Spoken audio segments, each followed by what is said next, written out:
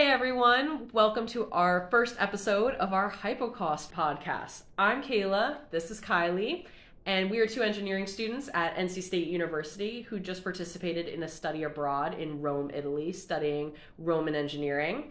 And while we were in Italy, we saw a really cool engineering topic, the hypocaust. And this got us really interested in doing further research on that. So we wanted to learn a little bit more about what hypocausts were and kind of see if we can implement these today. So Kylie, are there any hypocaust systems that are present today? So yeah, there's actually a couple systems super similar to the Hypocaust that still exist today and are still being used in some remote and rural areas.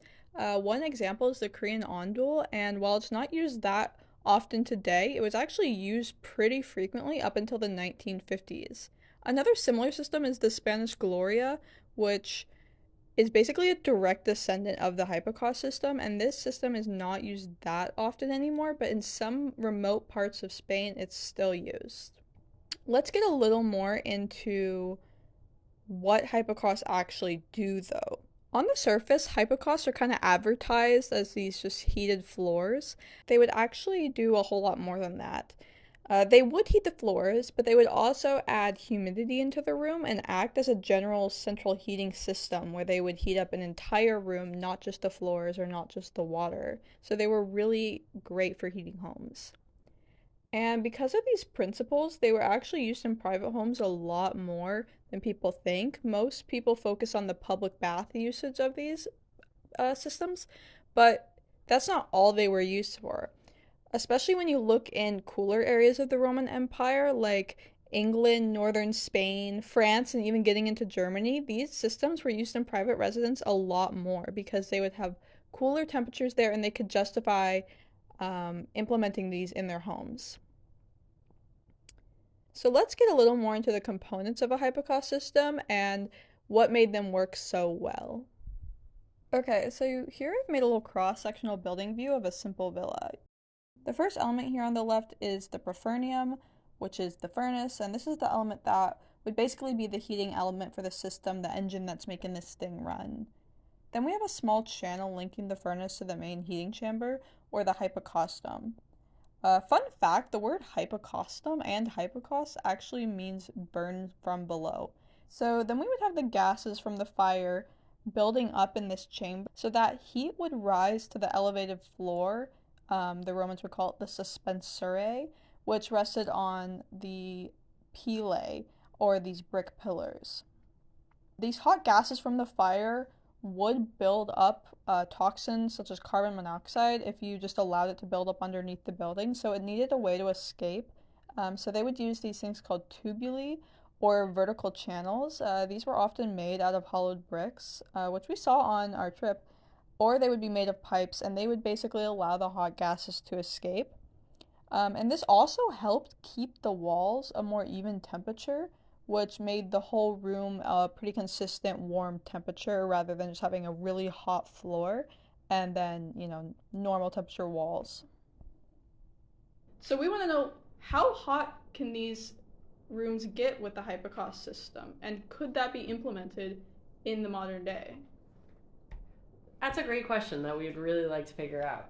So, one of the things that we did before this was we did a literature review based on some studies that looked at hypocausts. So one of the studies that I really liked was the thermohygrometric behavior of Roman thermal buildings in Sicily, and they specifically focus on baths in Sicily. Our study is going to be focused on more of a room versus a bath. But a lot of the principles and methodologies that they used were great to get some research on.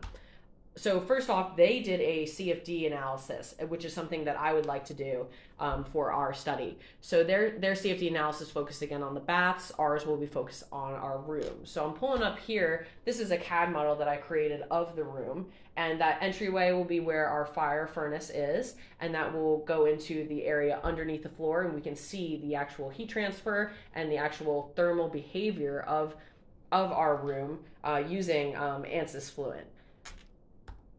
So one of the things we also did was just do a little bit of 0D calculations before we actually get deep into our study for this proposal. So I calculated the convection heat transfer rate, which for our room was about 1100 watts that was out of the room, even just in that beginning entryway. Another thing we calculated was the conduction heat flux.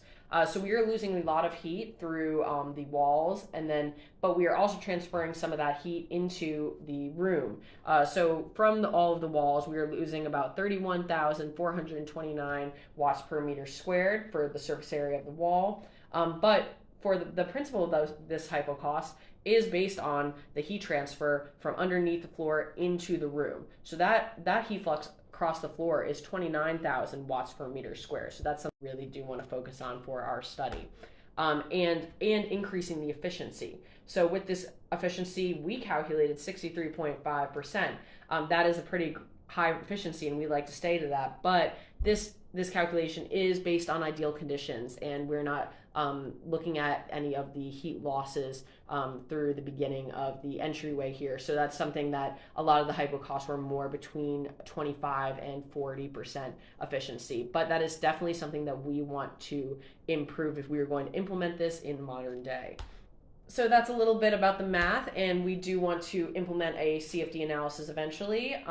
But for right now, I think that is a good stopping point to wrap up our first episode of our Hypocaust podcast. So thank you guys all for tuning in. And don't worry, this will definitely be one of very many interesting Hypocaust podcast episodes, because we want to get a lot more into that science and math of the thermal behavior of this room and the CFD. So thank you guys again for listening, and I'm Kayla, this is Kylie, and we will see you next week. Please like and subscribe.